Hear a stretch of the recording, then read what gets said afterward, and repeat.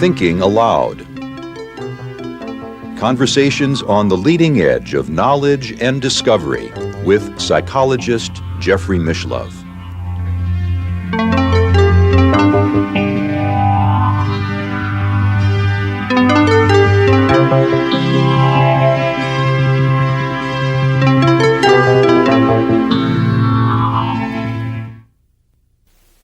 Hello and welcome. Our topic today is understanding mythology, and my guest is perhaps the world's foremost mythologist, Joseph Campbell, the author of The Hero with a Thousand Faces, The Masks of God, and the Atlas of World Mythology. Welcome to the program. Thank you. It's a pleasure to have you here. You, in your approach to mythology, you've come to take the view recently that mythology stems from the human body itself, from our own experiences, that every mythological story or experience comes from our experiences as human beings in a physical body. I would think that would be quite contrary to an earlier idea that mythology is pretty much the product of fantasy or imagination. Fantasy and imagination is a product of the body. The energies that bring forth the fantasies derive from the organs of the body. The organs of the body are the source of our life and of our intentions for life, and they conflict with each other. Among these organs, of course, is the brain. And then you must think of the various impulses that dominate our life systems. The erotic impulse, the impulse to conquer and conquest and all that, self-preservation, and then certain thoughts that have to do with ideals and things that are held up before us as aims worth living for and giving life its value and so forth. All of these different forces come into conflict within us. And the function of mythological imagery is to harmonize them, coordinate the energies of our body so that we will live a harmonious and fruitful life in accord with our society and with the new mystery that emerges with every human being, namely, what are the possibilities of this particular human life? And mythology has to do with guiding us first in relation to the society and the whole world of nature, which is outside of us, but also within us, because the organs of our body are of nature. And then also the guiding of the individual through the inevitable stages of life, from childhood to maturity, and then on to the last gate. And myth is concerned with those matters. So in a sense, behind every fantasy, behind every mythological story, there is some type of a deeper truth about life. Well, yes, a mythology is not just the fantasy of this, that, or another person. It's a systemized organization of fantasies in relation to the values of a given social order. Mm-hmm. So that mythologies always derive from specific social environments. And when you realize that every one of the early civilizations was based on a mythology, you can realize the force of this great heritage that we have. You point out in your most recent book, The Inner Reaches of Outer Space, that we're coming to a period in time where our society is becoming global, that we can't think of ourselves as a group of competing tribes any longer. This is a crucial problem today. Every mythology, and by mythology I include religions, every religion has grown up within a certain social order. And today, these social orders have come into collision with each other. All you have to do is look at what's going on in the Near East now, and it's a horror. There are the three major monotheistic religions of the world creating havoc. I've been in Beirut. It was once a glorious, beautiful, darling little city, and now it's just hell. Because each of these units of religion thinks it has all the values on its side, and it doesn't know how to open up and recognize those are human beings also. Their particular God is the one God, but it's the only one. They've given them three names, you know. You have Judaism, Christianity, and Islam there. They're all right out of the same box. They can't get on together. So what you're suggesting then is a lot of our social conflict results from the failure of the leaders of these communities to properly understand the role of their mythologies. The role of their mythology has been to support their society. And they're hanging on to that. I think one could say there are two main types of mythology. There are mythologies like that of the biblical tradition, which have to do with coordinating the individual into a group. He is a member of that group. He is baptized or circumcised or whatnot into that group. And that is his realm of compassion and sympathy and aggression he projects outside of that group. There's another kind of religion which grows out of the emotional life of the natural order. We are nature beings, after all, not members of a society primarily. And such religions as that of the Dionysian religions of ancient Greece. And Hinduism is full of this. And all the religions that have to do with meditation, they're coming over here now from the Orient. And I suppose the shamanistic traditions as well. That's also inward, but the main thing for people today are these religions of contemplation and meditation, recognizing within you the powers that are those of the gods. You know, all the gods are simply projections of human potentialities. They're not out there. They're not out there. They're in here. That word, the kingdom of heaven is within you, is a good word. And who's in heaven? God is. So where is he? Look in here. You have two kinds of religion, that which is addressed outward like that, and that which is turned inward here. I've noticed, though, that the boundaries seem to be becoming more and more fuzzy in today's world. For example, the TV evangelists all the time seem to be talking about God speaking inside of them and to the people and the viewers. Well, good for them. I haven't heard them, and that's not the message I've heard when I have heard them. I've heard them saying it's in this book, you know, the big black book. Well, I've heard it in a funny context. It is certainly there. It's certainly there, but not in the language that says it's only for this group or in this group.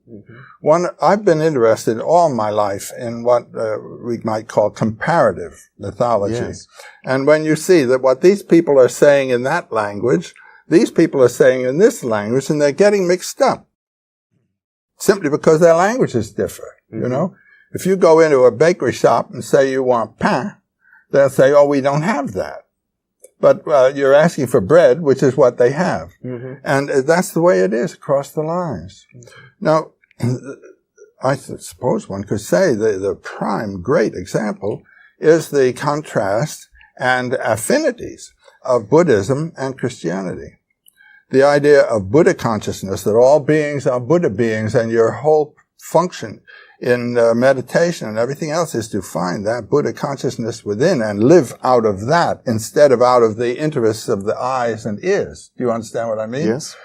These can distract us from our own true, deepest being and purpose. And the goal of meditation is to find that inside and then let that take control. Translate that into Christianity, that is finding the Christ in you. I mean, it's exactly the same idea, and here they call it Christ consciousness, there they call it Buddha consciousness. Well, the figures that represent the two ideas are quite in contrast in that the Buddhist imagery concentrates on the pacific aspect. You might say, you know, having found serenity. Peace within and serenity. Whereas the Christian with Christ crucified concentrates on the heroic attitude of living life which is tearing you apart and finding the one within you in the midst of the turmoil of the world. You have that in Buddhism also in the idea of the bodhisattva, the one who has found the eternal within himself and recognize it in the world. And so, they have a beautiful term, joyful participation in the sorrows of the world. You accept the sorrows for yourself and for the world in the realization of what the radiance is that a well-lived life can bring forth out of this. These are the same things. One in the active, you might say, tragic aspect, and the other in the serene, fulfilled aspect. It would seem as if paying attention to myths in this sense really brings out many subtle and deep emotions that we might not otherwise... Oh, listen, the way this hits deep is, you see it all over the place. Mm-hmm. I taught in a college for 38 years, and this was my subject, and I've seen what it does. Students come in with their religions, and then you let them know what the religions are really talking about, and boy, something happens. In your most recent book, The Inner Reaches of Outer Space, you seem to be suggesting that all of our science, all of our astronomy, for example, is our modern myth, and that this too exists inside of us, the whole universe. I would say that all of our sciences are the material that has to be mythologized. Mm-hmm. A mythology gives the spiritual import, one might recall rather, the psychological, inward import of the world of nature roundabout as understood today.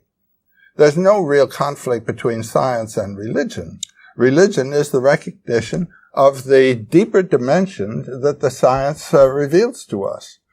What is in conflict is the science of 2000 BC, which is what you have in the Bible, and the science of the 20th century AD. Mm-hmm.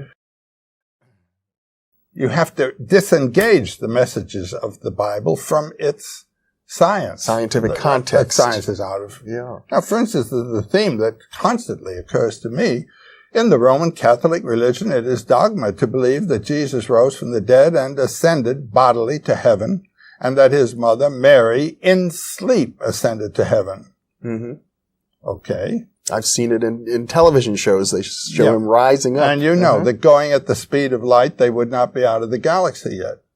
And you know what it means for a physical body to go up into the stratosphere. So it's a great mistake. So this thing does, the image, the mythic image does not fit the contemporary mind. So the message can't get into the contemporary body. You've got to translate these things into contemporary life and experience. Mythology is a validation of experience, giving it its spiritual or psychological dimension. And if you have a lot of things that you can't correlate with contemporary nature, you can't handle it. And I suppose one of the first things to go with modern science is the idea that the gods in the heavens are somewhere out there in space. Well, of course they're not. Yeah. I mean, you've got, what is it, about, I think they've got hundreds and hundreds of galaxies now, and clusters of galaxies and so forth. And every galaxy as great, and some of them greater than our whole Milky Way, with our sun on the outskirts of one of these. My God, you know. And so then God is particularly the one who thought of this whole thing. And of course, that's not the one in the Bible at all, because all he thought of was a 3-layered birthday cake. And yet, doesn't it seem that some of the Hindus have anticipated the vastness of the universe? They've got it. Not only that, but they've got the cycles of the coming into being of stars, and they're going out and grandeur. We've got a cosmic cycle of about, what did it be? About 12,000 years. This is ridiculous. Mm-hmm. The Hindus seem to know that there were cycles within cycles, and gods within gods. God knows how they found it out, but when you read the myths of the Puranas of India, Mahabharata, there's no problem correlating that with modern science. It's no problem at all. Mm-hmm. I have often wondered whether many of the myths of magical powers and the siddhis or the psychic powers that appear in myths aren't somehow evolutionary precursors of what we might become, that the myths are guiding us into our future. Well, insofar as they reveal potentialities of the human spirit, they are prophetic. Because I think the human spirit is developing. I don't take a negative attitude toward what's happening with the human spirit. I take a very negative attitude with what's happening to our politicians. But that has nothing to do with the human spirit. The chaos in the world today is not a function of the illumination of humanity today. It's a function of the bungling of a bunch of self-interested politicians. It's ironic that as we seem to be getting in touch more as a culture with our deeper powers, we're also confronting deeper challenges. That's right. And I think they're probably worked out. You know? One would have to assume, though, if we're to solve the problem that's confronting the world today, that we will develop a new mythology, that the old myths are no longer serving us. There are two things that has to happen if you're going to have a mythology that's appropriate to man today. And one is to take the world of nature as it is known. And my God, I've been hearing recently about some of the things that the physicists and astronomers are finding out, and it is magical and incredible. That's the ground. It's not difficult to turn that into a mystical inspiration. And the second thing is to realize that the society with which you are involved is not of this group, that group, or this social class, or that social class, or this race, or that race, but the planet. And we don't have a mythology for people recognizing the humanity of a person on the other side of the tennis net. You know, it's just... So it'll come, but it isn't here. I've often wondered if some of the notions coming out of quantum physics, such as quantum interconnectedness, don't express that. They do. I mean, but you find all kinds of suggestions in the modern world of physics. And boy, you can translate them right into Sanskrit without any trouble. The Hindus have the whole thing already. Yet there seem to be vast sections of our current culture that want to take the old religious myths literally. Well, this is a disaster. And this is monstrous in what's going on today in the way of illuminating the mind, to go back to something that's 4,000 years out of date in every sense whatsoever. In the sense, in the first place, of realizing what humanity is. They had no historical knowledge of anything but their own little corner of the Near East. No knowledge of the Americas, no knowledge of the Far East at all. And to pull back in that, I think it's criminal. That's what I say. And yet, on the other hand, you point out as we started the interview that these myths are based on our bodily experiences, and our bodies haven't changed. But they have been translated into the culture, into a local commitment. That's the point. When I speak of comparative mythology, this one sees it this way, this one sees it that way, but they're all talking about bread. Let's talk a little bit more, though, about some of the underlying unities that occur in myth. For example, what are the common bodily experiences that we have to confront? Part of our, I suppose, our existential reality here in the world is the same, regardless of culture. One existential reality is that of the mystery of birth. That's more than a biological phenomenon, believe me. The mystery of a new being coming in. And every culture, everywhere, forever, has had to bring that little nature phenomenon into relationship to a society. That's where the problem comes. Into what society are you going to bring this nature phenomenon? And the local myths stress you're coming into our society, our way. That wouldn't be bad if the society didn't think of itself as the only one worth being incorporated in.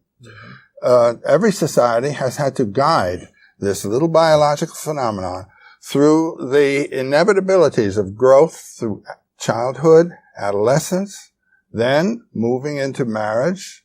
And this is something that right today is a disaster, just because the mythology of marriage has been forgotten. Could you expand that? I will a little later. Okay. And then to move on from that to the release of yourself from commitment to the world and passing on then. And that isn't a loss. It's a gain when you realize that you're gaining an inward life. I mean, death is not loss. All of the world. All it's losing is simply this passing phenomenon of a body, but the consciousness is becoming more and more of itself. Proper mythology tells you how to die. And there's some universals there, aren't there? Those are the universals. The problem of the relationship of this mortal, passing, phenomenal vehicle of consciousness to the mystery of consciousness, and finding this more enduring aspect of your life in yourself. That's what the religions are talking about. And they personify that mystery. You know, we have, particularly in governing our lives, we have to have thoughts that govern us, certain images that we can target to. And these images then become the end, the idea of the Christ idea. You put that before you, and it helps you to move to this thing which transcends the Christ idea. Mm-hmm. You understand what I'm saying? The myth is this side of the truth, but it leads you to it. It's as if that Christ image is, again, one of these guiding images leading us into our own future nature, so to speak. Yes, but I think what else it does in socially, namely the Christ image that is your life is the life of everyone else too. Mm-hmm. And so this relieves you of your sense of special ego privilege. And I suppose really understanding the myth is when Jews or Arabs or Hindus can also appreciate that Christ essence within themselves. Yes, they have the counterparts in their own religions, and it's a shame that aspect is not accented. What is accented is the local value, not the universal value of the image that happens to be in the religious tradition. One of the other trends within our culture, I suppose, is that individuals who see the horror of the religious wars would have us do away with myths completely. Well, that's been the result. Uh-huh. I mean, the word myth has come to mean lie. Because it is a lie to say that somebody has ascended to heaven. He hasn't. What is the connotation of that metaphorical image? That's a metaphor. Mm-hmm. And mythology is a compendium of metaphors. But when you understand a metaphor, to use just, high school grammar language, when you interpret the metaphor in terms of the denotation instead of the connotation, you've lost the message. Mm-hmm. That's like going into a restaurant and reading the menu and then deciding what you're going to eat and eat that part of the menu. The menu is a reference to something transcendent of that piece of paper.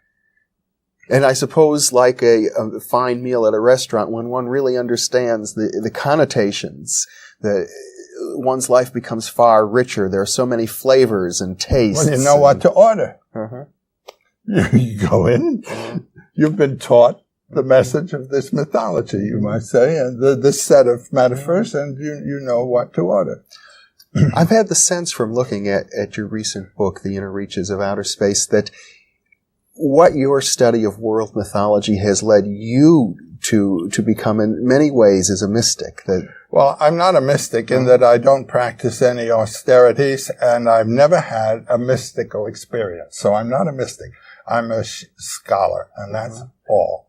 I remember when Alan Watts one time asked me, Joe, what yoga do you practice? I say, I underline sentences.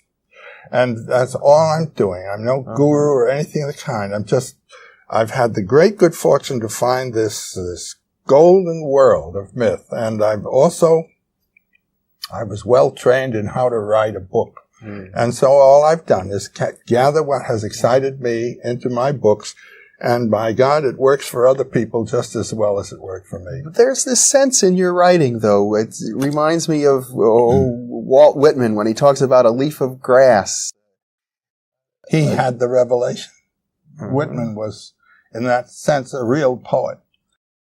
Mythology is poetry. Mm-hmm. If you read poetry as prose, what have you got? Well, I don't want to add more to you than you wish to take credit for, but I had the sense in reading your work that there's a wonder to every small little thing in the universe, every grain of sand that kind of comes through in your own writing. I have a beautiful muse who has inspired all this. I don't claim it. Well, I think you're being very modest. That's very kind of you. Uh-huh.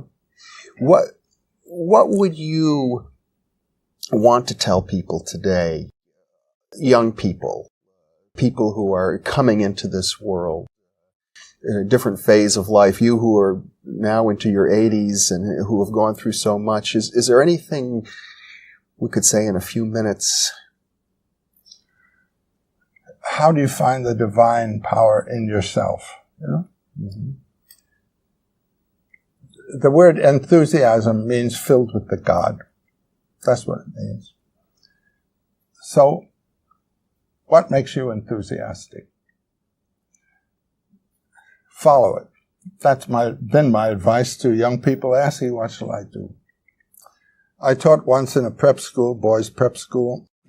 That's the moment for young boys, or it used to be, I don't know what's going on now, when they had to decide their life courses, you know, where are they going? And they're caught with excitement. This one wants to study art, this one poetry, this one anthropology, but Dad says study law, that's where the money is.